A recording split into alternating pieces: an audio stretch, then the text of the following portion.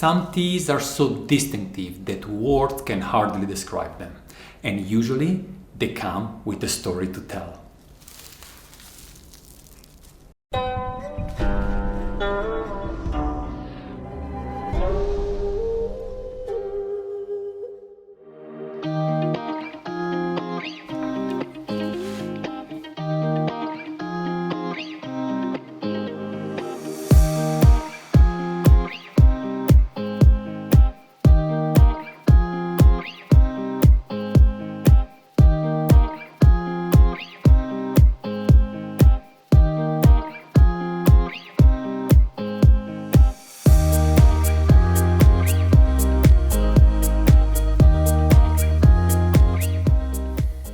This is Nannuoshan. I'm Gabriele. As I was saying, there are teas that are really hard to describe, and I even don't know where to start with. My thoughts where I was smelling into the teapot were bringing me in the middle of a forest, of a wet jungle in a tropical forest just after the rain. That's the impression I got, and probably impressions are almost the only thing I can talk about today. It is the Lü Da Shu green big tree, referring to the big green tree that there is on the wrapper. It is one of the most famous and most, how can I say, successful, blends of Pak Shui Ching, the Pu-erh king from Hong Kong. This particular cake is 20 years old. It just became 20 years old this spring, and it has a story with me that is not as long, but it is still quite astonishing, actually.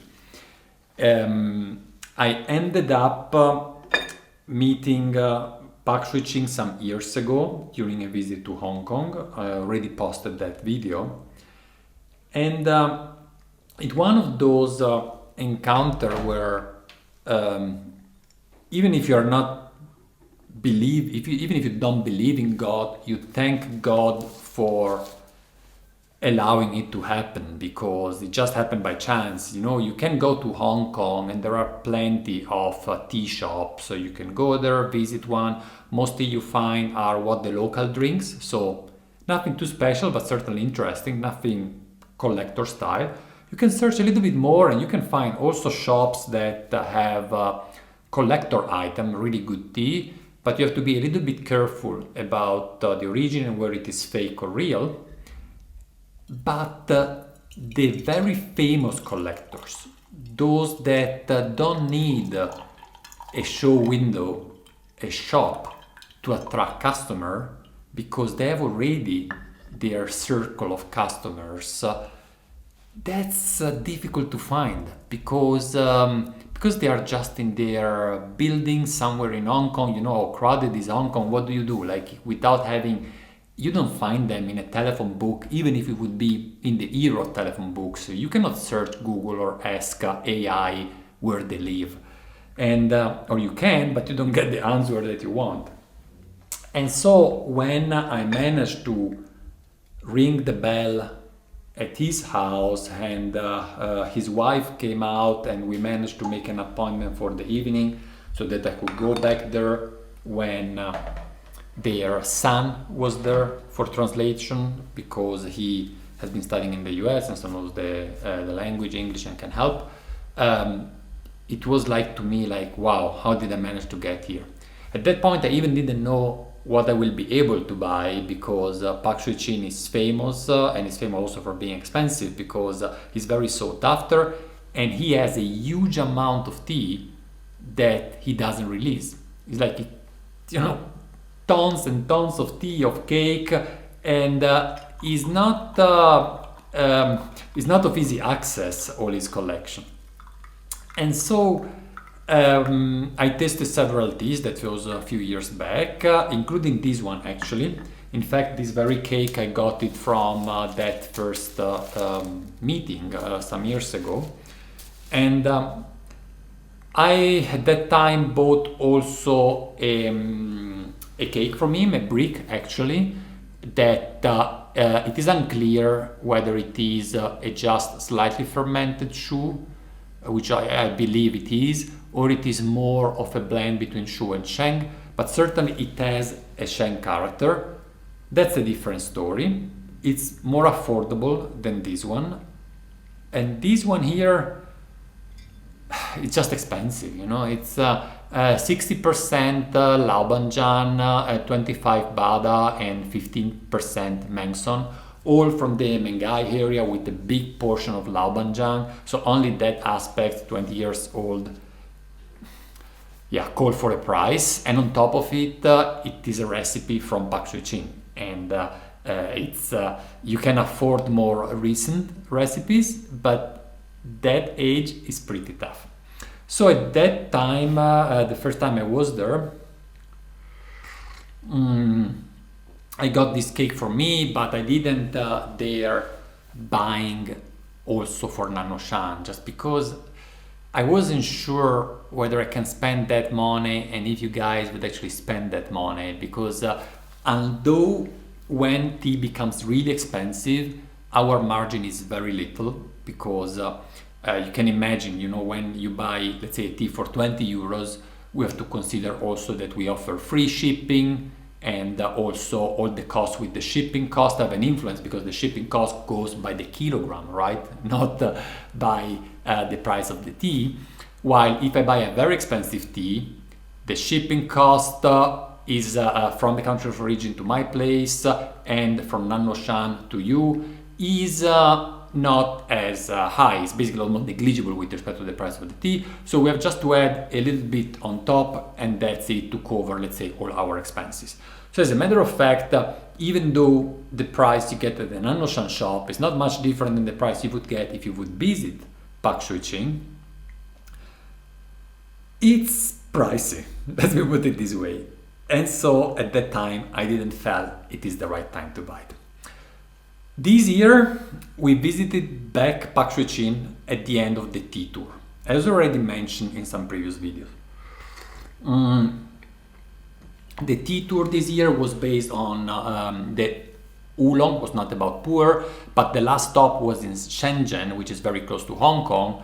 And so I thought, since we are flying anyway back from Hong Kong, I proposed to the group if they would like to come over with me and discover some stuff in Hong Kong. I didn't plan anything, so I saw that there were some people interested. I contacted some of my contacts, including Pak Shui Ching, and on a very short notice, he was available. Actually, it was tricky, but let's say he was available for hosting us, because Pak Shui Ching is a person that is always happy to share his tea with others. So if there is a certain interest, let's put it this way, he's willing to spend this time, dedicate this time with you. This is at least, let's say, the official version. Well, of course, there might be also some interest behind it, but certainly Pak Shui Ching doesn't do any money with Nannuoshan. So the fact that we are able to be there, it's certainly because he's just happy to share his tea with people that appreciate that. Then, of course, we always take some pictures and he can post that on his channels and also show that he has an international customership. But at the end, that's not the real point, because Pak Shui Ching doesn't need any foreigners to buy his tea. I believe, I'm pretty sure that the core of his customers is actually in China, mainly in Beijing, and it's usually very rich people in his circle, in his connection, that visit him from time to time and buy tons of tea, extremely expensive tea. But now back to the tea tour.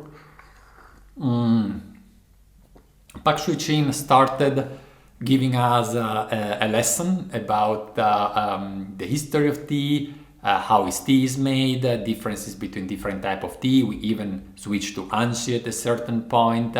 He really spoke for the whole time. And we started off with a young tea. I think it was the 2025, 2026, I don't remember. Like another collection, another series, not the green tree. And you could already tell that there was a certain interest and tension also in the atmosphere. We were about 10, 12 people, maybe even a few more, with Sky, our interpreter, doing a great effort in translating almost simultaneously all the time Pak Shui Ching that speaks like a bullet train. And people were in a contemplative mindset, tasting the tea and knowing they had really treasure in their hand. The color of the tea was yellow. It was a yang tea, still a recipe, because you know that Pu-erh started as a mixing of different, as a blend of different materials, right? That also what made the Menghai factory famous, and also the famous 4-digit recipes that we know about, is how to combine the tea from different places, different type of trees, and so on and so forth. So Pak Shui Ching comes from that era and also is famous for knowing very well different terroirs and getting out of a combination of different material something that you cannot have from a single place. Like this one, we said, coming from 3 different places. Oh, it's so good. Before continuing the story, I know you guys want to know how this tea tastes, and I have so hard time, because I could describe, the classic Hong Kong notes. It tastes woody, certainly antique, almost like earthy. A little bit wet, but not much actually. It's on cold storage, right? So it is certainly not dry, but I wouldn't describe it as wet really. A little bit of cellar, basement, all those notes, but that wouldn't give this tea justice because it's beyond that. And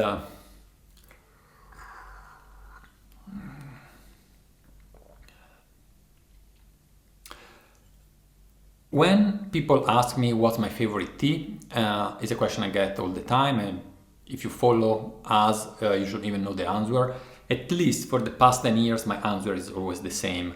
In random order, I love Danzong, Taiwan Oolong, and mid-age Pu-erh. That's always my answer. This tea, is it a mid-age Pu-erh, 20 years old in Hong Kong? Look at the color. It's pretty dark actually, and also the leaves. It's difficult really to clearly show them, but they are fairly dark. Yeah, indeed. It's kind of mid-age, or I would consider it almost already a vintage. And it could be the best description, the best representation I have for the classic mid-age Pu-erh that I like. It's not too aggressive, it's not aggressive at all, but it's still very full, very powerful. It's and it's also, it gives this feeling of being so real, so crystalline, so present. Think at a guy or a girl that has been drinking peach flavored juice for all their life. And then all of a sudden, someone introduced them to a freshly, directly pressed peach juice. First time, they never had a peach in their life. They take a sip, and of course, they knew that peach has this sweetness, slight acidity, maybe a little bit, but it's like a new world, right? It's like when someone has been listening at single notes only, and then at a certain point, for the first time in his life, is able to listen at a melody or at a song, right? Like he knew all the single component, he had an idea in which direction it could go, but then there is this complex, this almost overwhelming feeling that comes out of it. And you know, I could keep on doing this type of example and give you a feeling of, with maybe some association of what I mean, but it's really all that, or that level of complexity that comes out of a natural product. Yeah.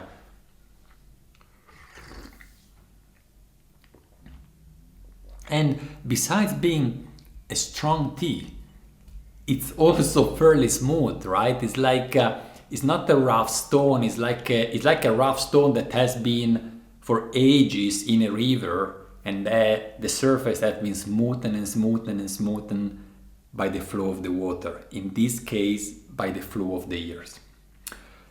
But back to Hong Kong, back to this spring, back to the tea tour.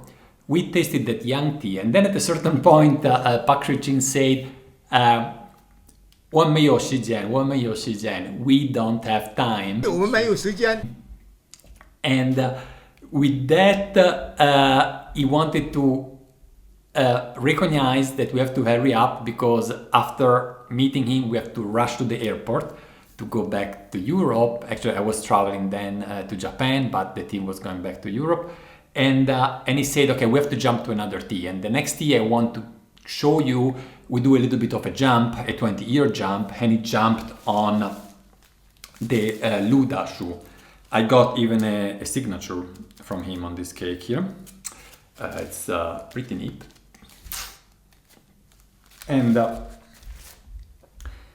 you can see that this contemplative atmosphere that there was already in the room jump up to the next level. His assistant was preparing the tea while he was talking, and also in a for some of us maybe strange way, like actually I could even show you now, and I did it before. He was mixing different brews and also mixing between different pitchers, and this is something I haven't seen for the first time there. And I know that some of you very purists, they say, oh no, Gongfu Cha, we have to take one brew at a time to appreciate how the tea evolves and so on. But think for a moment. Pak Shui Ching comes from an era where recipes were important, not single origin. Good material, but recipes. It's like what was important is not simply getting the right ingredients, but it was the art of a cook of putting those ingredients together to make the perfect meal. And in the same fashion, he wants to avoid getting, if you want, the error of the uniqueness of a single brew. So he always mixes 2 or 3 brews together and then serve those. And there is plenty of time and plenty of room for experiencing how the tea evolves over different brews, because this is teas that you can brew forever. Like a session gives you 10, 15, 20 brews, depending how much leaves you are using.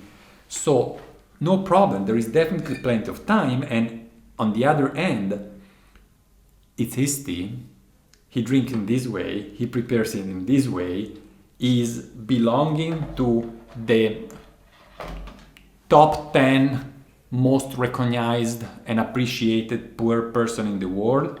I could even argue he is the most recognized Pu-erh collector in Hong Kong. Certainly the one with the largest amount of aged tea, of vintage tea in Hong Kong, stored in Hong Kong, at least to my knowledge and my contacts, to the point that when, after my first visit, I told my tea friends, both in Hong Kong, I have some contacts there of course, and also in China, that I met Pak Shui Ching. Actually, I didn't tell them, I just showed them a picture and videos where I was there with him. The reaction was not, oh, how does the tea taste or whatever. The reaction was, how did you get there? Like, they were surprised by the fact that I was able to reach to him and be there in his place. And this already indicates a difference in what I'm used to see when I speak to my friends about new discoveries in the tea world. But now, this mixing, like I did right now, I say it's not necessarily a bad thing, and I really suggest you, even if you're skeptical, to try out, not with every tea, but these teas that are recipes that have been smoothened and modified by time benefit from this mixing.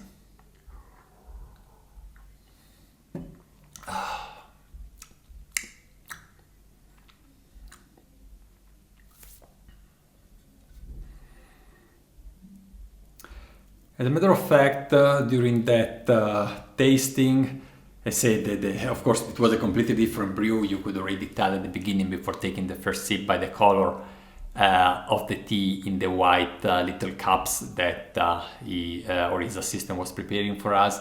That was a very different tea. Was a mind blower for many of us, even those that were skeptical about Pu-erh, because some of us were just there for oolong, and they joined visiting Pak Shui Ching just because they knew from our storytelling that he was very famous, and they say, okay, if I don't visit him now, then maybe I will regret it. Surprised is even too little. I was really puzzled actually by the amount of tea that the tea tour participants bought from Pak Shui Ching. Like, honestly, I wasn't expecting anyone to buy any tea. I had anyway already pre-ordered some, so I was saying, all right, at least we get our little order, so I don't go there and just go away. He's spending some time with us. But then one after the other started ordering those cakes, and I said, these cakes are expensive, right? This cake is expensive, and it's not that it was much cheaper for them there. Sure, if you visit him, you get a tiny bit of a better price than if you buy it at Nannuoshan. Of course, just even taxation is not there. But I tell you, the difference is really tiny, and nonetheless, people were buying the cake. And so these, reassured me a little bit about willingness of spending that amount of money for a bingcha, and also reinforce my feeling, because when I source tea, it's not simply about me drinking and realizing I love the tea. It's what you guys think, because at the end, this is good for my cake that I have at home. I like it, I drink it. But if I buy something for Nannuoshan, I have to make sure that you also like it. And that level of appreciation reinforced my initial impression and remove some doubts and hesitations that I had, and so I ended up buying a few cakes also for the Nannuoshan shop. So those are now available, and if you are interested, honestly, I don't know if we sell only the whole cake or also a pouch. I believe that at least a few pouches we will sell to try.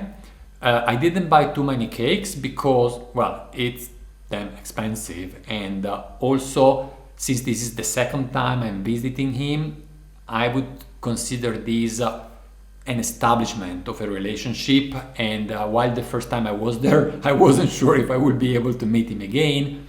In Italy we say non c'è due senza tre, which means there is no two without a three, so I met him 2 times.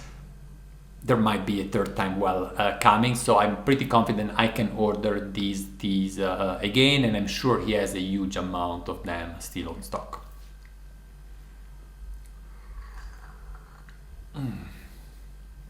What I find also interesting of this tea as a last word is that